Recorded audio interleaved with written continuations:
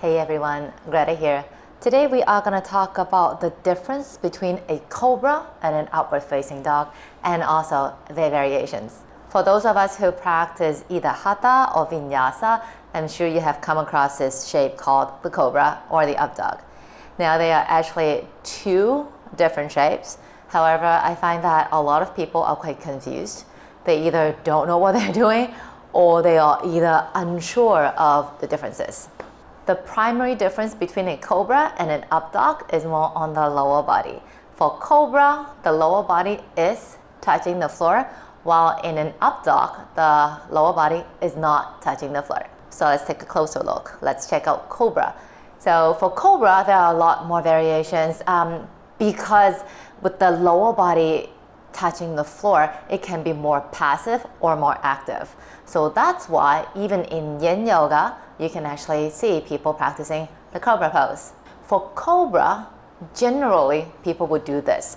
So you'll be lying on your belly and the hands around the shoulders, like underneath the shoulders area. Your feet really depends. Some people would want to keep them about hips width. Well, for me, I tend to bring them a little bit wider. And then it would come up. So that's cobra. As you can see for cobra, from the pubic bone onwards, the entire lower body is in the floor and the arms are pressing the floor away with the elbows pointing to the back instead of flaring out and away. Shoulders, I tend to roll back and allowing the upper back and the chest to expand and reach away from one another, or the chest rather, upper back would come close. If the elbows are flaring out and away, chances are the shoulders will be jamming into the ears and you feel actually quite stuck. Okay, so that's why it'll be good to just draw the shoulders back. Okay, that's one of the cobra variations. Another variation is the straight arm. Where you place the hands really depends on how much space you have in your lower back, the lumbar spine. So for me, I generally would place my hands in front of my face and then I press and come up. The bend of the elbow, or actually the eye of the elbow, is still turning to the front around 12 o'clock direction, simply because if I turn my elbows in, again, the shoulders would come in as well. I don't really want that. Shoulders rolling back and allowing the upper back to bring the chest a little bit further open to the front. Legs are reaching back. For this version, I generally would engage my abs a little bit just to support my lower back. Okay. And this does require a bit of strength, but nothing too crazy, super breathable.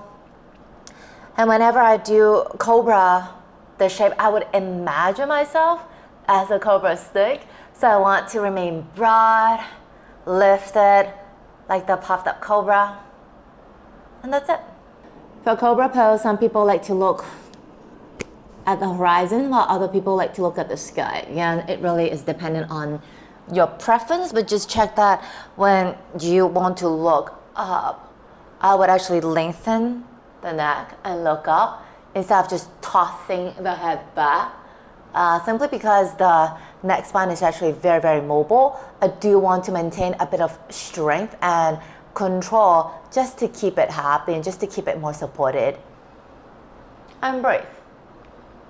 Those previous two poses, they are more for a yang class setting. Now we are going to check out how it's done when we're doing a yin yoga. Hands basically anywhere that you feel comfortable, however far apart they want to be. Okay, you can keep the arms a little bit straight.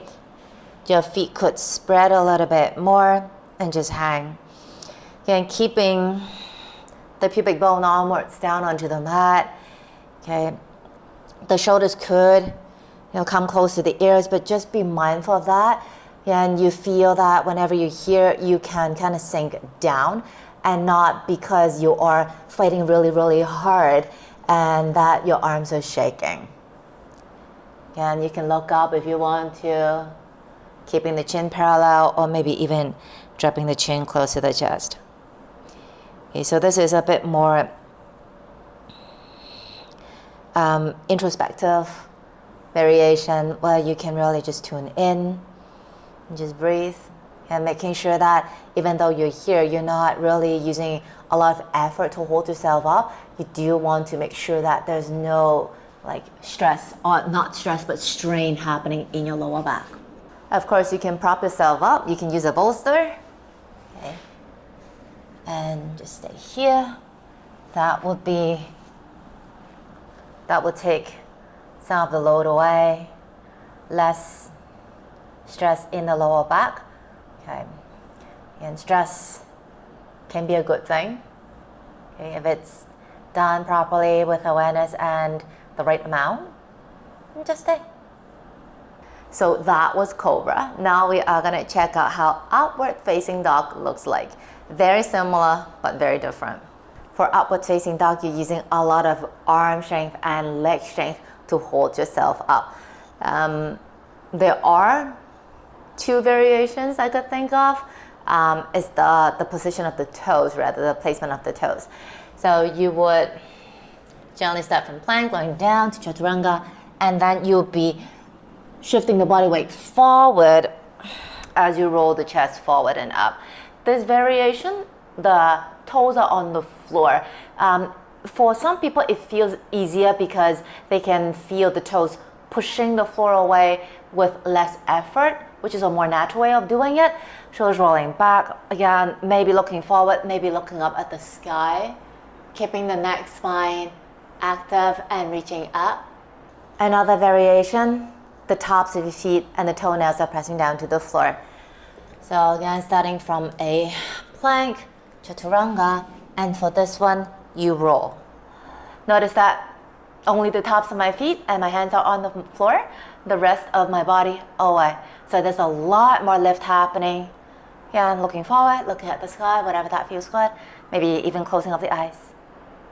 And for both versions of the upward facing dog, I would engage my abs again just to support my lower back, because my lower back tends to be a little bit fragile if it doesn't have too much support. So that is it. Two variations of a very similar looking dead bend. Both have their own merits, so it really depends on what your body needs, what you want to work on, okay, and how you feel. Hope it helps, and I'll see you again soon. Take it easy.